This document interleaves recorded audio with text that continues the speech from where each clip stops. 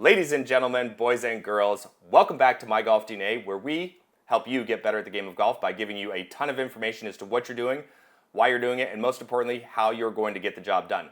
And today we are back inside the lab by popular demand by a lot of our members who have requested that we do the Tour Pro analysis as we move forward. And I couldn't think of a better way to start off by having a guy like Jake Knapp, who just picked up his first career victory on the PGA Tour this past weekend. So congratulations to Jake. And the reason why I love having him kick this series back off is because he produces a massive amount of clubhead speed and does it almost looking like he's falling asleep. So today what we're going to be doing is we're going to be focusing in on 3 key areas that allow him to be an explosive player. And then later in the week, what we're going to do is we're going to head out to the driving range together. And I'm going to teach you a great drill that's going to help you sync up your hips with your hands and your arms in your downswing and allow you to put speed where it matters the most, and that's at the bottom of the swing arc. So I want to start off by congratulating Jake. And I also want to start off by thanking you guys for joining us here today. Hopefully you guys enjoyed today's video. If you do like today's video, leave us a like. If you are brand new to the channel and you want to see more of our content as we grow, then go ahead and subscribe to the channel. And if you have any questions or comments, please feel free to post those up and I'll help you out as best as I possibly can. Stay tuned because later in the week, you're going to love this drill. All right, so the first of 3 factors that you need to have in your golf swing when it comes to being able to produce a lot of clubhead speed is you need to have a lot of leverage. Now, we've got a couple of big sources of leverage in the golf swing. We have ground force, which we're not going to be talking about today, but we also have an angle here between the wrists and the forearms. This is a big source of your clubhead speed. Lag. You've heard me talk about it many times in the past. You've heard a lot of golf instructors talk about it. And lag is a very important part of the equation.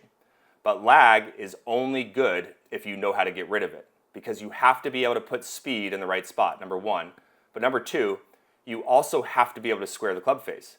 If you have a ton of lag and you don't get rid of it at the right time and you have club face issues, then you're going to hit it all over the country.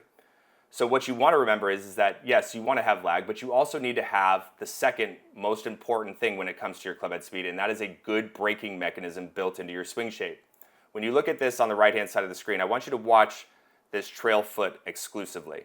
Okay, I want you to watch that trail foot through the swing shape. What you're going to notice is that he loads into the trail side, hips rotate, he gets really stable up to the top of the golf swing. Okay, hands and arms start to work into like sort of a down-cocked position here. Now he starts to explode and unload onto his lead side. Now look at his trail foot as he gets ready to release the club.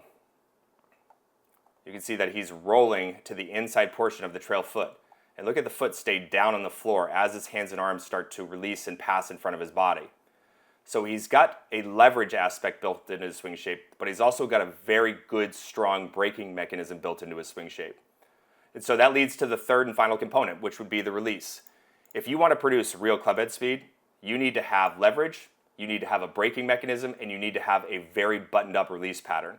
Now, one of the most fascinating things that I found about Jake's golf swing is that this is kind of fits the mantra of what we teach here at My Golf DNA, is that we teach people how to swing the golf club really fast and really efficiently, but we also teach people how to swing the golf club very safely. And typically what you're going to find with a lot of players that have a lot of leverage and they get rid of it with a lot of secondary tilt to their spine is that you're going to see the club exit really high over the top of their lead shoulder. Not in Jake's case, right? You can see that his hands and his arms are coming from the inside, club gets really shallowed out. Now watch this club exit. See how it exits low and underneath his shoulder over here?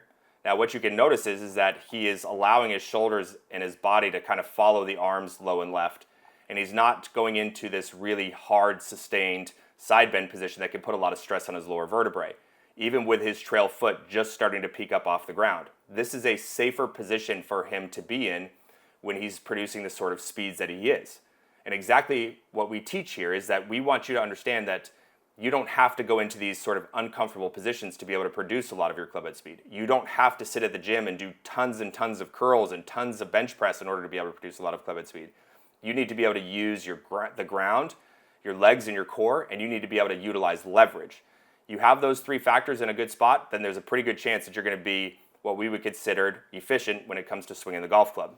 So hopefully you guys are ready to take that journey with me later on in the week. Definitely stay tuned because I think that you're going to find it to be very enjoyable when we head out there and you can start working through a drill that will help you see and feel what you would find with some of the best players in the world. So you want a good golf swing? Make sure you have leverage. You want a good golf swing? Make sure that you have a good braking mechanism. and make sure that you have a buttoned up release. We'll see you guys in the next video.